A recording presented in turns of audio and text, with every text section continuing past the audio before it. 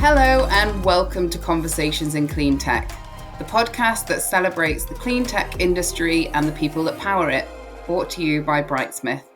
I'm your host, Jenny Gladman, and for this fourth season, I'll be interviewing leaders, forward thinkers, and entrepreneurs from around the world to explore the opportunities, challenges, and rewards of working in clean tech, and more specifically within hydrogen. We'll be hearing from individuals with very different focuses within hydrogen, but with one clear goal of how we can fuel a cleaner, greener future. In addition, they'll be offering you some tokens of wisdom to enlighten, engage, and inspire everyone to live their purpose every single day.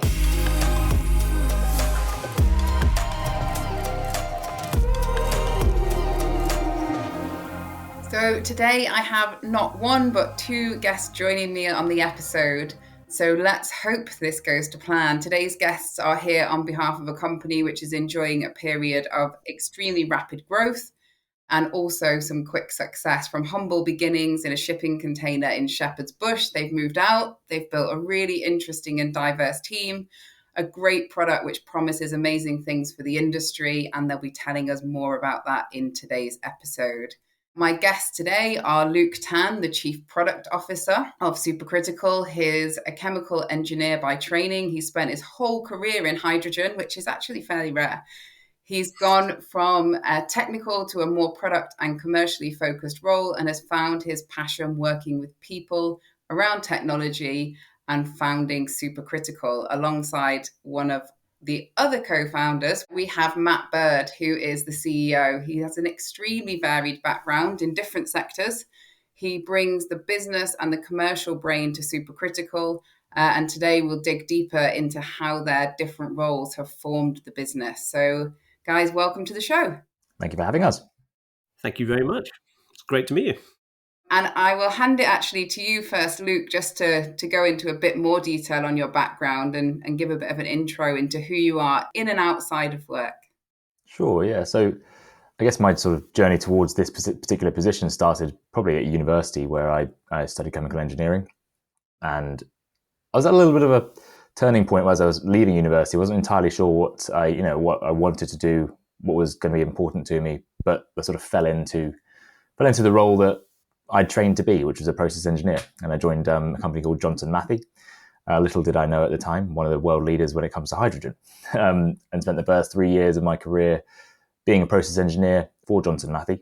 And then sort of directionally, I wanted to go something that was a little bit more commercial, a little more people focused. And I transitioned over to their clean energy business in fuel cells.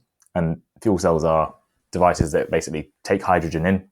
Through an electrochemical reaction, they'll produce electrons. So similar to a battery in the sense that it will produce electricity, but using hydrogen. And I grew up their business out in the Far East, so China, Korea, and Japan over 5 or 6 years before then taking the leap into electrolysers, which is kind of the reverse of a fuel cell. Rather than taking hydrogen in, you're producing hydrogen from water. Fantastic. And Matt, your story's pretty different in that you hadn't spent any time in hydrogen. Do you want to tell us a little bit about your background? Not only did I not spend time in hydrogen, I haven't actually spent my career in energy either. So it's quite unusual to do an entire sort of shift. We all sort of define success in different ways. And, I was running in a big corporate sort of organization, director sort of a position there, over £1 billion worth of budget, hundreds of staff all over the world. And many people would define that as being successful, but it wasn't satisfying for me. It wasn't my purpose. I wasn't living that. So it was, it wasn't an overnight sort of decision. It's a feeling that builds over a period of time. And I knew that I wanted to do something that had some more purpose, more sort of value add, something that had a bit more of a legacy behind things. So I very consciously left that world and went to where I started my career back in startups. So I sat down at an empty desk in a brand new startup, still not energy, but built that up over 3 years and tens of millions of pounds worth of revenue. And we actually sold that business. And it was coming out of that where I'm thinking, I can do this. I can go back to doing something that I actually enjoy doing in terms of startups and being in control of something and shaping something from absolutely nothing into something real. So having that sort of feeling, being able to do that, I was only looking for jobs in renewable energy, green technology. That was the only thing I was looking for, because I think that really sort of sparked what I wanted to be able to do with myself and going forward. And that's when my path crossed with the team at Deep Science Ventures and Gael, who was the original sort of founder who came up with the original idea that the team was then formed around. Amazing. And 4 co-founders, it's quite a rare number. I'm one of 3, and sometimes 3 is a great number, and sometimes 3 is a very interesting number. But how did you come up with 4, and how did you bring that team together? As I said, it all started with Gael. So Gael was the founding analyst. So he was working within Deep Science Ventures at the time. So they're a venture builder. They don't invest in other people's ideas. And the founding analysts look for some of the world's biggest problems. And what Gael identified is that hydrogen, it's used today. We kind of think of it as this new thing that could be used as part of the decarbonisation story. But there's over 91 million tons of it produced every single year. But it's all coming from fossil fuels. That is, heavily polluting. Last year, it must be touching on 1 billion tons of carbon emitted into the atmosphere from the production of that hydrogen alone. So he identified that if we could just at least switch that, if we could change that from fossil hydrogen to green hydrogen, we can have a significant, impact to the environment. And so just starting with that sort of simple hypothesis of how do we do that and how do we do it better, he then sort of formed on different ideas. So we were already hydrogen at that sort of stage. We were already looking at the existing market of hydrogen. He then found some academic literature that suggested that if we were able to produce hydrogen in an electrolyser, but working on supercritical fluids, so not solid, liquid, or gas, but water's 4th state, if we could work on that, there are certain efficiencies and benefits.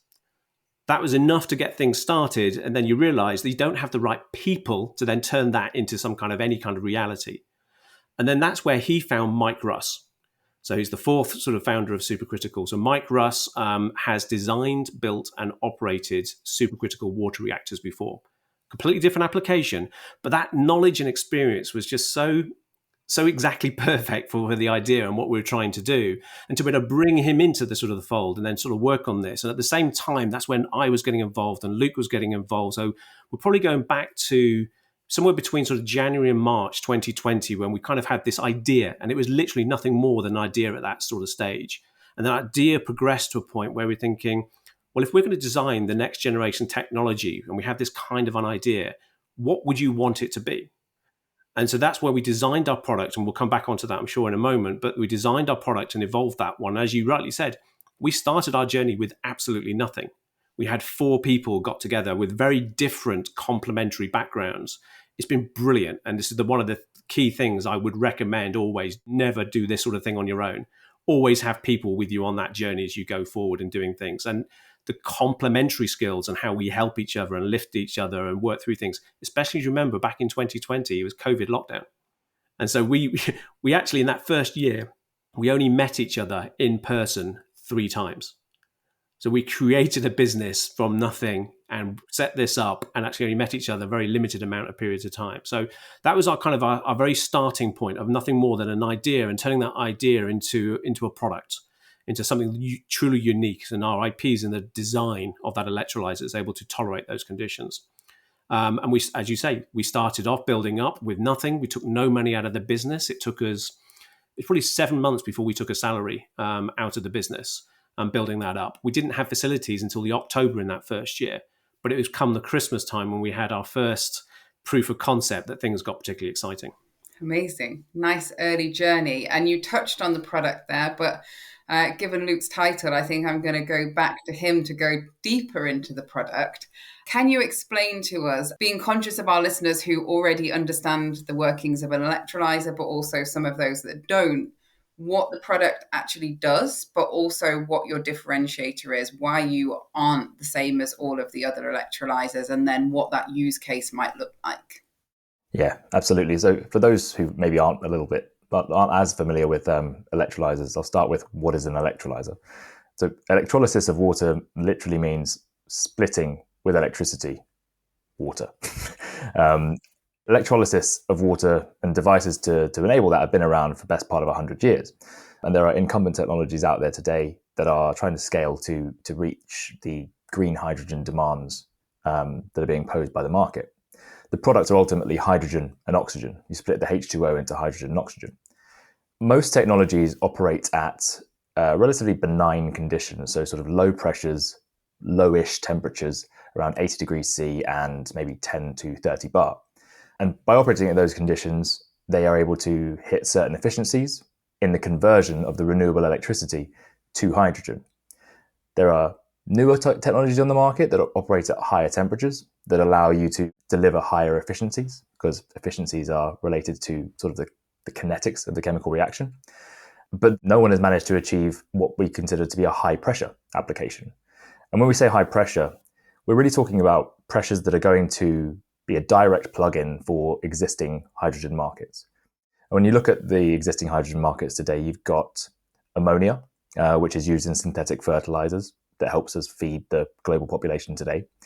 You've got hydrogen for petrochemical or fuel facilities, which helps us remove things like sulfur and nasty compounds in our petrol and existing diesel products.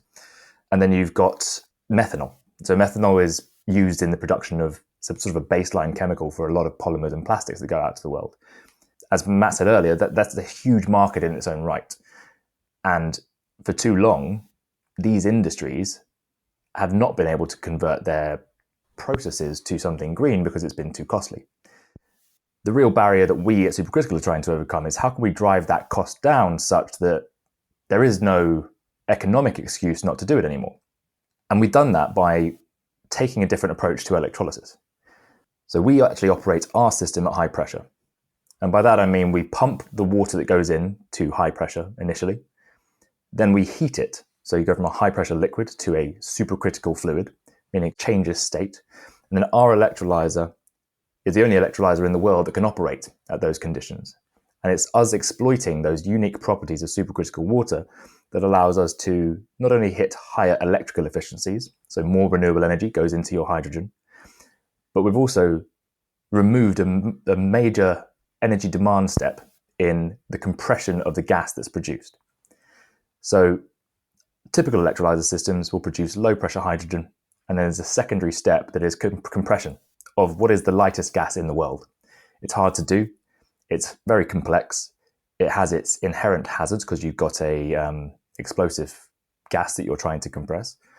And with our system, we do all of that in the water phase, delivering a high pressure product that can go directly into all of those key markets. Methanol, existing petrochemical facilities, and the ammonia synthesis for fertilizers production. In addition to that, it also helps us to deliver hydrogen to high pressure storage vessels. In order to transport hydrogen, you need it to be compressed to be able to get it to a density that's suitable enough to be able to be transported around the world. So you can transfer what this renewable wind or solar is being produced in, say, Morocco to Germany. And that process is going to help enable places that are currently not well connected to renewable electricity to become decarbonized through the transportation in the form of a hydrogen molecule in this case. That is a great explanation, and I think one that would hopefully resonate with people who are outside of the sector, because I think one of the things that comes up in many of these discussions when we talk about hydrogen is the limiting factors. And I think in this case, you've really bridged some of those. I guess I want to say with ease, but I'm sure it wasn't with ease at the start of this. And that probably brings us into an interesting conversation about where you're at. So obviously this, as Matt said, it started as an idea and then you were in the lab phase and now you're kind of coming out of that lab phase. Can you talk me through what that journey's looked like in brief before, but also what the trajectory you're now on looks like? So an electrolyser is built up of building blocks called cells. The easiest analogy I always go with is batteries, just because people tend to be more familiar with them. But you increase the amount of electricity output from a set of batteries by putting more batteries into a sort of system. And the same is true for an electrolyser. The single cell that is then multiplied X number of times to produce more hydrogen is a very, very important element to get right. If you can get that bit right, the rest is a lot easier to follow. It's kind of like you wouldn't want to build a bad analogy, but a bridge with like matchsticks. You want something strong and something you've got confidence with as a base level before you start to expand. And really the last 2 years has been all about getting that right. Matt alluded to the fact that we built our first generation naught, as we're calling it, in December 2020. Midway through 2021, we did our generation 1, and now we're doing our generation 2. And we've learned a lot over that journey, and we've learned what not to do and what to do. And really now over the next 3 to 6 months, we're building our first out-of-lab demonstrator, which will see a number of those cells put together, demonstrating that we're able to scale that output linearly. And that's a huge milestone for us to be able to demonstrate that this technology can scale. Over the last 2 years, it's been very lab focused, which is absolutely appropriate for what we're developing. And it gives us that confidence as we scale, knowing that we've got a capable building block to work with as we go forward. And the demonstrator, where is that going to be? Who's going to see it? So we're building it up in Teeside. Teeside is well known for its existing chemical industry. It's been built up there over the last, I want to say 100 years, but it may even be more than that. And there's a huge sink of knowledge in process engineering, chemical processing, and hydrogen, actually. One of the biggest hydrogen plants in the UK is in Teeside today. Companies like BP, BOC, Equinor, they're looking at that area to determine whether or not that's the ideal place for them to scale up their UK operations. We're building our demonstrator at what is the Wilton Centre. So that is actually an old ICI site, so the big chemical conglomerate that was a huge centerpiece of UK chemical history. And we're working with partners up there to build that and then ultimately operate it. And who will see it? Anyone who wants to, almost. We're working with all the partners and investors that we want to take with us on that journey, and to be able to show them what we can do and demonstrate that what we're building is going to be the next solution for these industries. Sorry, I just like jump in a little bit here. I think you've said it so quickly. You make it almost sound very easy, and what we've sort of the journey we've gone through, and the scaling of those different generations of cells.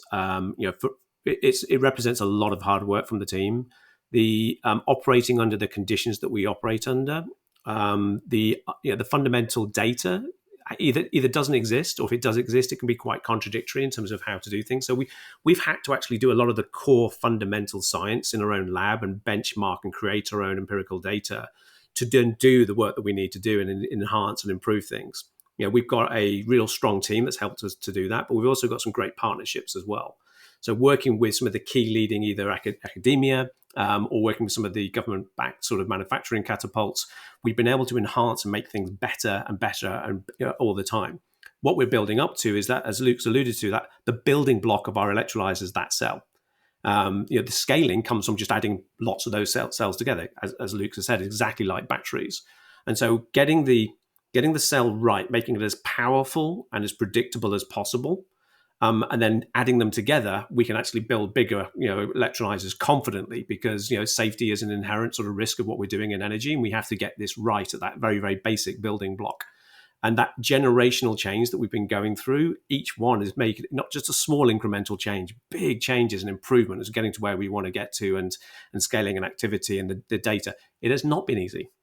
Absolutely has not been easy. But we've only achieved what we've done because of the strength of the team and the partners we have around us. And I think actually in your introduction, Matt, you talked about the purpose-led career, which goes perfectly with our strapline, live your purpose. I love it when people drop that in and I can drop it back. But also the people. And I think that's something through every conversation we've had that's always been at the heart of Supercritical. Yes, it's the tech. Without the tech, you have nothing, but also without the people to grow the business, it would remain in the lab. So let's talk about the team that you've built so far, but also what that growth is going to look like moving forwards. So if I talk to the existing team, and then Luke, if you don't mind jumping in, sort of looking forward. So there's 15 of us today. So we're recording this sort of early in 2023. There are 15 of us, but we've gone through significant growth and will continue to do so. So the team is made up predominantly by scientists in the lab. So every single person in the lab's got a PhD in a respective sort of field, plus research on back of that, on top of that one. I literally feel like the most stupid person in the room. When I enter that lab every single morning and it's like, good morning, doctor, good morning, doctor, good morning, doctor. It's like, morning, Matt. Yeah, fine. Okay, don't rub it in. But it's we've got some incredibly bright minds and able to do that one. We have mechanical engineers. We have process engineers. So we're very much engineering heavy. So we, as a startup, we have to be very frugal in terms of where we spend our money. We spend our money not on fancy receptions or activity. It goes into the equipment. It goes into the people. So that's where the real sort of focus and where we're sort of putting money in there. We do genuinely believe in sort of diverse teams. So we're not doing something that's easy, and therefore, by very definition, you are problem solving all the time. If this was easy, one is we wouldn't need to exist. But also there'll be lots of different people who could do it. I actually feel that the team that we've created for the very problem that we're trying to solve is very, very unique. And I'm very, very sort of proud of the skills and the people that we have and the problems that we are able to solve on an ongoing basis. But I also believe that diversity is really, really important. You need different opinions. You need different backgrounds and experience. Diversity means many, many, many things. It's not just male, female. So having true diversity and trying to encourage that and through the recruiting process is something that we've been, passionate about, have gone out of our way to try and do. The right person has always got the job. The best person in terms of that mix has always got the job. But what we try to do is encourage a mixture through the funnel, the recruiting funnel, give people the opportunities, get people in there, how we advertise, where we advertise, and bring in that sort of in there to give you maximum chance for diversity. But the final decision is best candidate gets the job, full stop. And then looking forward, Luke, do you want to talk about maybe some of the direction we're going? Yes. So I'm genuinely not entirely sure where we'll be in a year's time. Things can change, but we're looking to build out the team, bring in a couple of more sort of senior level people to help manage the wider breadth of team that we have created over the last 12 months. I think 12 months ago we were 6 and now we're 15. So that's quite a big jump, in terms of just management and ensuring that everyone feels engaged and their purpose is being met, etc. So we've identified a couple of roles. One is the sort of head of electrochemistry, which we've just filled actually, and another that's live right now is the head of engineering. But there will be more roles that follow as we encounter gaps ultimately in our experience. Basically, the most enjoyable part of my day is working with these people, trying to overcome these challenges that we have identified because we are the only people working in this space. We genuinely are at the frontier of development of hydrogen technologies in the supercritical regime. And that is really exciting and also quite frustrating sometimes when there's just nowhere to look for support. But, we now have a wide enough team to be able to look sideways and debate with one another about which direction we can go. And frankly, who doesn't like breaking boundaries? Today's climate problems have made it like an optimal environment for innovation. The funding is there, the industry support is there, the government support is there, and it's getting the bright minds to put their efforts and their energy into solving some of these problems. Getting them all in the right place at the right time is what's going to help us overcome those problems. So I'm really excited personally to see the growth of the team. But from our perspective, it's really important that we do it carefully and pick the right people for the job. We do not take hiring lightly at all. The fit, that the ability to bring not only technical expertise but a different perspective, and from my perspective, diversity is not just what you look like or your physical attributes. It's a perspective you can bring, and that comes from a huge history of the life that you've led to date. All of the elements are important, but you can have a bunch of people that look completely different that are all the same in a sense. And we're really careful to ensure that we are building an environment where we are technically capable, but also being able to look at things from a different perspective and challenge one another. If we're all thinking in exactly the same way, we're not going to be able to come up with the right solutions to these abstract problems that we're coming up against. Yeah, and it's always tricky. It's your baby, and sometimes relinquishing that responsibility and handing things over to other people is hard. But actually, when you've hired the right team, it gives you that sense of comfort. And something you both touched on there is that, like, the diversity of thought and challenge. And I think actually our companies are a similar size at the moment, and it's that thing where someone has an idea and somebody else challenges it, and more often than not, you end up with a third answer that was better than either of the first ones. And I think that's the exciting thing when you're growing a team, that you do get someone who, your next hire might come from a totally different sector to anyone else. And they say, why are you doing it like that? And all of a sudden you all look around and think, yeah, why are we doing it like that? But it is just that thing of, at the moment you've got 15 people in the room. This time next year you might have double again. And you get all of those new perspectives, and it allows you to create a culture where challenge is encouraged, and it needs to be a part of it. But I still do believe as founders, there's always that thing when it's really hard to give control away. But it sounds like you're doing it really well in hiring that layer of managers underneath you to do the day-to-day operational aspects of it. Yeah, I don't think it's just about the managers though as well. I think we sort of pride ourselves on a sort of a high degree of sort of honesty and transparency within the team. And so we've tried hard to sort of maintain in our kind of how we started in that startup, and we're all in it together and we're all pulling the same direction, that type of thing. And I think the second you start bringing too much hierarchy, you could lose that. And so I'm very conscious of the fact that we are one team. That room of 15 people, we were all together yesterday. So once a month, we do make the effort to all be in the same room at the same time. And the conversations and the debates you're able to have with everyone as equals is really, really powerful. And that is getting harder. So 15 people now fill the room in our facilities. Say in a year's time, we expect to be more than 30 people. So it's that level of growth and sort of activity. It's going to get harder and harder, but I want to retain that as much as possible. So we don't have hierarchy. I left corporate world, that life and activity very much because I like the way of doing small company. Everyone's in it together. Everyone's pulling the same direction. We all wear different hats, and that sort of way of doing things. That's what I still encourage, and that transparency is quite important to me. No, definitely. And I think sometimes that layer of management actually, rather than bringing a hierarchy, it just allows you to do your actual job.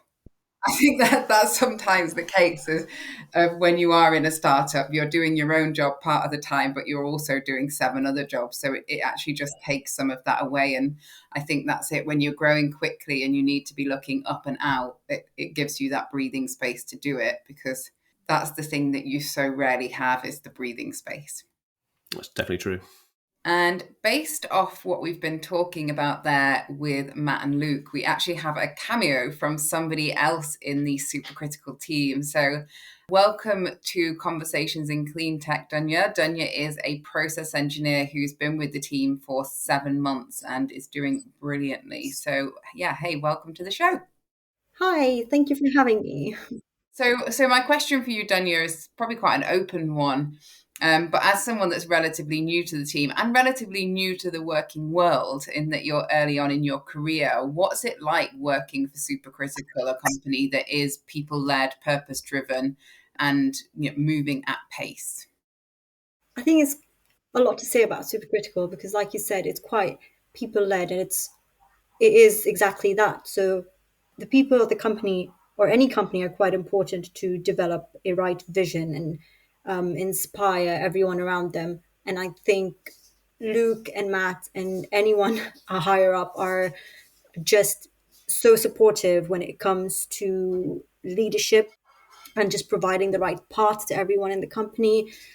It's quite flexible to work with. There's always someone out there to catch you when you fall, sort of thing. And it's something that maybe you would not find in bigger corporations, where there's a lot more hierarchical structure, I would say. But at Supercritical, because it's a small company and it's a startup, everyone's sort of working together and everyone's encouraged to achieve the same thing. And that all starts with just having brilliant leadership and being inspired by the people right above and seeing everyone working hard to achieve the same goal.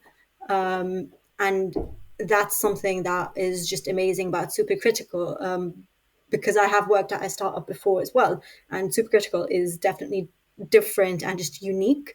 And a large part of why people are so driven, I think, and willing to put in all that hard work and feel like they're working towards the same thing is because everyone has equity in the business. So we get this kind of feeling that we're all succeeding. We all are working hard because we all want to succeed, and it's just a win-win from all angles.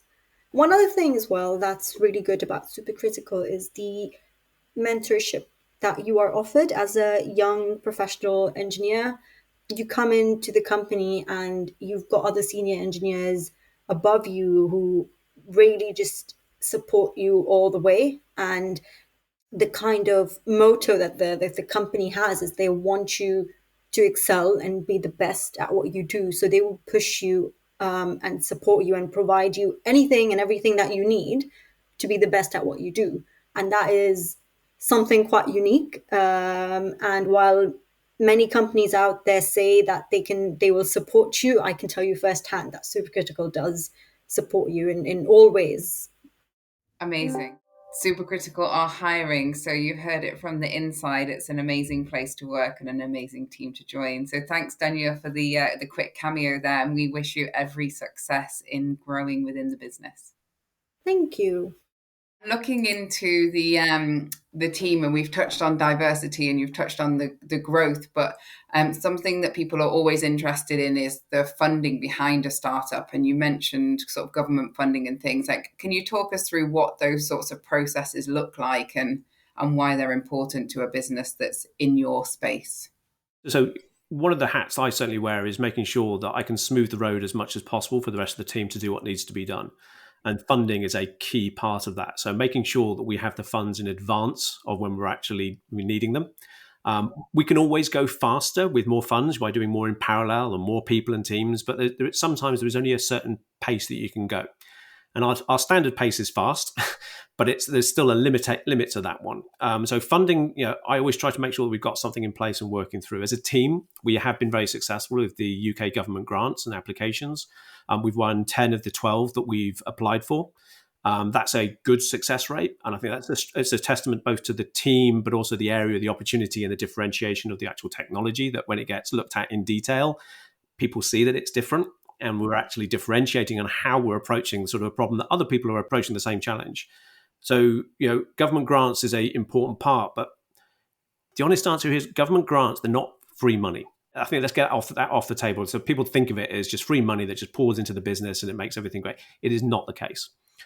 We've been very sort of purist and only applying for things that are helping us on our primary journey, and that commercializing the electrolyzer. So we've never been distracted by applying for something over here that is money, but it actually means that we're just pulling off in a different direction. So keeping that focus is really sort of important for us to keep doing that one. Government grants are not great for cash flow, being honest. They don't cover the full sort of CapEx outlay. They always pay in arrears. I'd hate to say it on this sort of podcast publicly, but they're not necessarily the fastest payers. So you always need to sort of plan and think about how that's going to work for you as a business. So government grants are never enough on their own. They actually got us started, allowed us to get moving, but then we had to very quickly move to sort of equity. So we're diluting sort of the business, but bringing sort of the right people in as shareholders. I'm very proud that in that first year we managed to sort of close our pre-seed funding. So we only incorporated in June. By September, we'd actually closed our pre-seed funding. We had Anglo American come in at that very early stage, having their help and support from that very, very early stage. Remember, we had nothing at that point. We had literally the strength of the idea and a PowerPoint presentation. And to get that sort of pre-seed funding to help us get through to that demonstrator, which we achieved by that same Christmas, was just so valuable for us mentally as actually the technology and evolution of the product itself. That was our starting sort of position. And this time last year, sort of last January 2022, we closed our seed funding round as well. And that round was oversubscribed by about two times. So we're in a very fortunate position to be able to pick and choose who we wanted to be shareholders, who we wanted on the cap table. And that's really important to us as well. So having the right people behind you that are supporting you and helping you with the very problems that you have right now, and being able to pick and choose them was great. And it's often said that you never stop fundraising. When you're a startup, you never stop on that sort of journey. And I think literally the following day after closing that round, I was speaking to potential investors again. And you're just making friends, you're telling the story, you're working out all the time who are the people that are going to be genuinely helpful to us. It is absolutely more than just about the money. And we've got a very good set of investors and advisors around us. And we do the board meeting. We've got another one later today, actually, that we're able to then have people help us, not just the money. Now, we need the money. Let's be clear, that really does still count. But people who can actually help us, whether it's actually IP, understanding how we protect what we have as unique in sort of the design, how we can approach certain techniques around that sort of things. introductions to other people in the industry, other investors, other activity around that one, but also help us make the big decisions. Having those and being able to table them and feel that we've got a boardroom of people that can actually really help us in shape and direction is really important. So where we've got to where we are right now is a combination of those government grants, which would be very helpful and grateful for, supported by some great shareholders as well. We will be looking at actually doing another equity round this year. But what we're looking to do is focus right now on getting that demonstrator that Luke's alluded to up in Teeside, because that shows that we've been able to progress the technology, escaping the lab, having a product that you can go and visit. Now, we are going to invite selected potential investors to come and have a look, when shareholders, etc.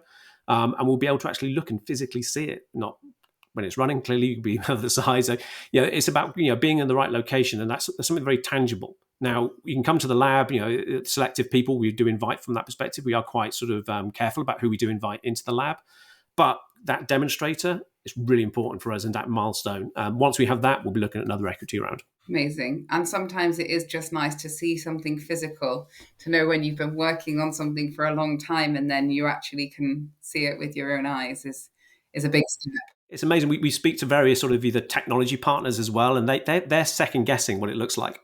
So they're second guessing what our electrolyzer looks like. We're operating, sort of, high pressure. That's the kind of the unique differentiation, delivering pressurized gases. So, 230 bar is our operating sort of point. So we're operating, that's high. That's high pressure. Useful, but it's high.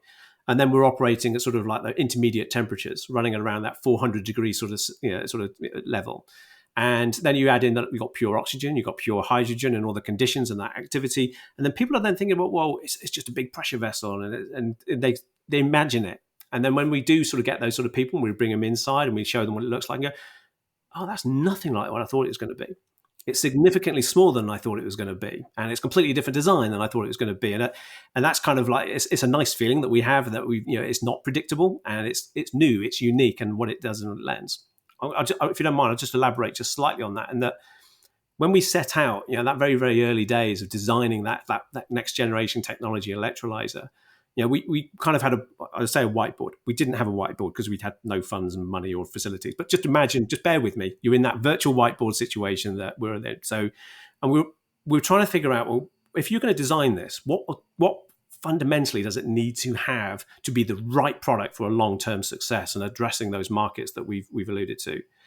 And the environmental credentials have got to be true, right? You start there. For us, it's zero carbon, not carbon neutral, not low carbon, but the destination we're going to is a zero carbon emitting sort of solution. So that environmental starting point, and that's where electrolyzers are very good.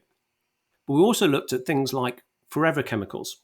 So other electrolyzers use either a combination of plastics or forever chemicals in their design. Forever, the PFAS chemicals, we don't really want them.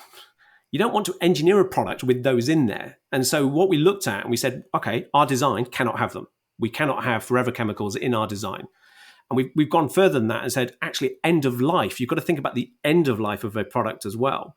And so we actually want to be able to recycle, using existing technologies for recycling, our product when it is no longer useful. And we're expecting a nice long life out of it. But at the end of life, because every product has one, we want to be able to 100% recycle it.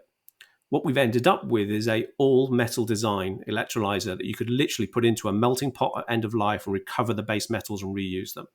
We do not use forever chemicals in any part of our design. And so we have distinct advantages in what we're able to do and how we do things that we set out to design.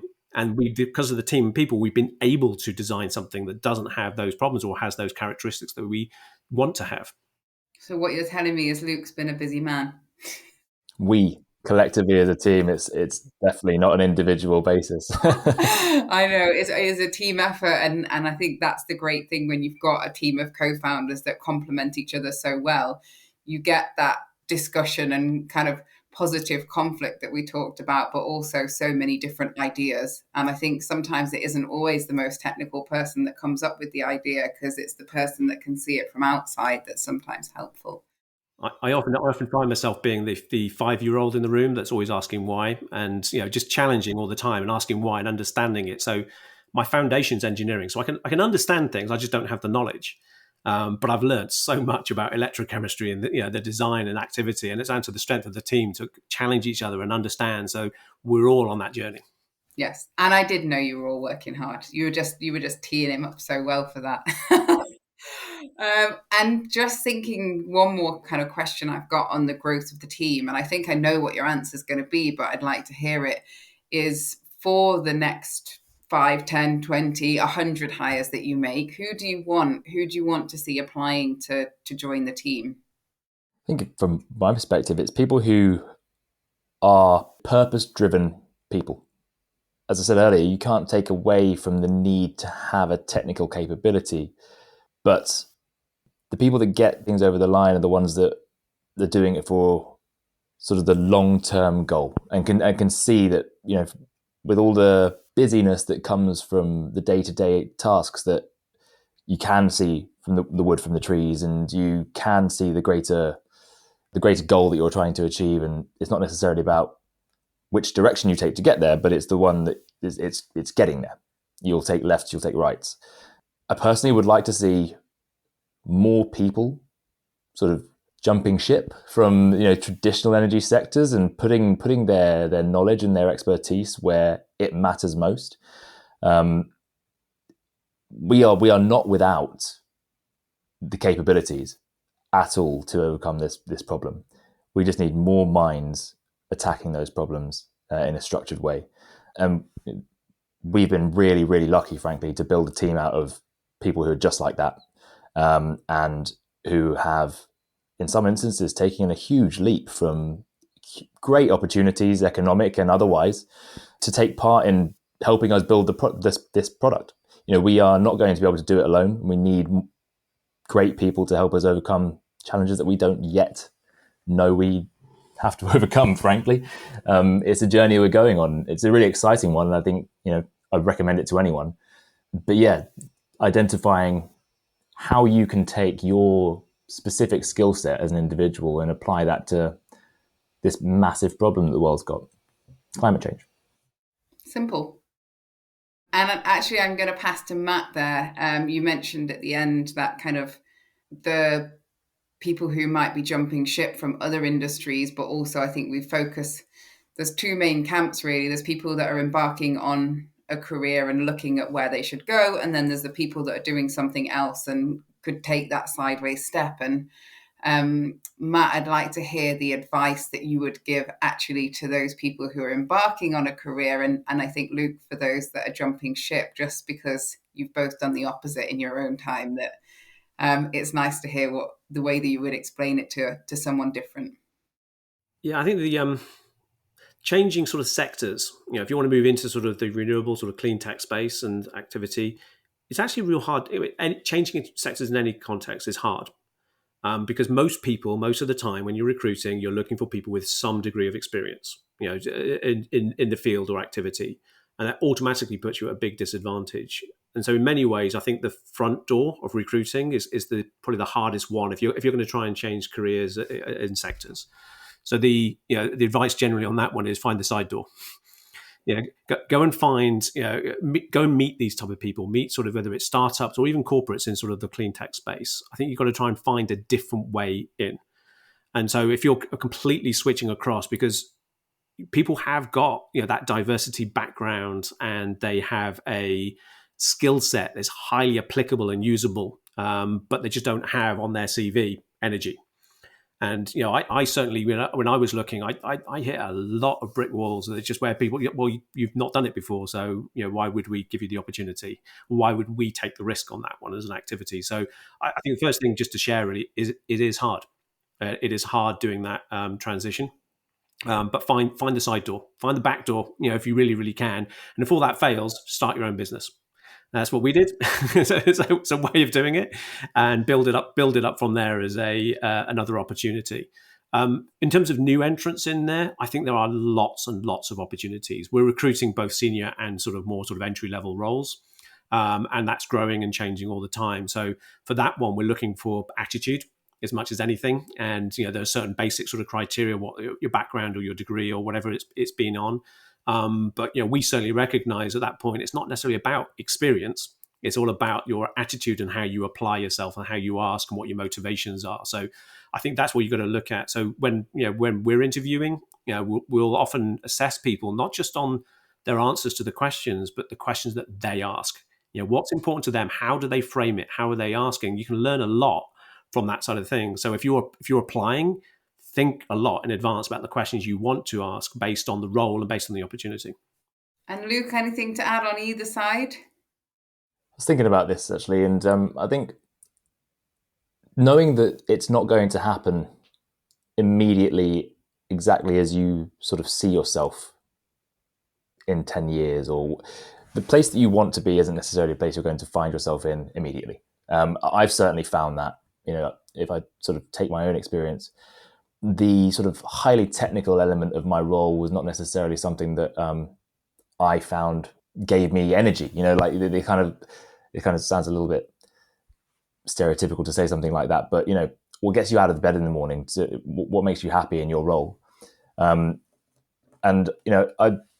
I've slowly transitioned across from that, taking the skill sets that I've got, and it sort of leads on from what Matt said, is that take the part of what you can do and apply it in a different way in a new sector.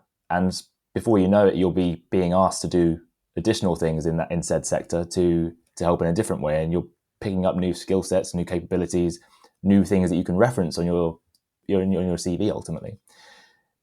If you can keep clear sight of that long-term goal and do more of what gets you out of bed in the morning as a sort of a stepwise basis, before you know it, you'll end up where you are. I count myself very lucky that now working in a company that is doing something that ultimately I can be proud of, but also, I don't sort of regret any of the hours or minutes that I spend doing it each day. Work's not work if you're enjoying it. In that sense, and I find a lot of enjoyment in what I do, and it all feels like it's for something. And I think that that's happened over a long period of time, and it certainly didn't happen overnight. So those who are in a position where, whether they're sort of a graduate coming out of university or a someone who's got 30 years experience and looking to transition from another industry, it might be baby steps, and ultimately you'll get there. But I think if I could give myself the advice as a sort of a 21, 22-year-old coming out of university, that would be it. Accept that it's a journey you're going to go on, but keep clear sights of where you want to end up and take those steps. Yeah, and I think it's great advice. And actually, all three of us had a corporate career and then decided to do a total sideways switch based on experience that we had and set up our own businesses. And it's the best thing that I ever did. But I probably wouldn't have made a success of it if I'd done it 10 years ago. So sometimes it is those building blocks, and it's that thing when it's not quite what you want, but you're learning a lot and taking a lot from it. And that's what allows you to either do your own startup or transition to another sector or whatever your move might be, but take that knowledge and experience with you that allows you to know, what am I good at and what do I love doing? And if you can combine those things, normally you enjoy going to work, but also you're very likely to be successful. And I think that brings us to the perfect end of a conversation. So thank you very, very much, both of you, for your wisdom. I wish you every success with getting more funding, going through that this year, but growing the team and bringing the product to life and having your demonstrator up in Teeside. And it's a bit of a trek, but I feel like I've got the motivation to go and have a look, if you'll have me. We definitely will. We'll arrange a date. Thank you so much for your time. Been a pleasure speaking to you. Lovely. All right. Thank you both. And yeah, good luck. Thank you very much for being on the show. Thank you for listening to Conversations in Cleantech, brought to you by Brightsmith. If you've enjoyed this episode, please be sure to subscribe, like, and leave a review. Every time you do, it helps others to find the show. For more information on how Brightsmith can help you to build a sustainable future through identifying, attracting, and retaining diverse talent, please head over to brightsmithgroup.com. Join us next time for more Conversations in Cleantech.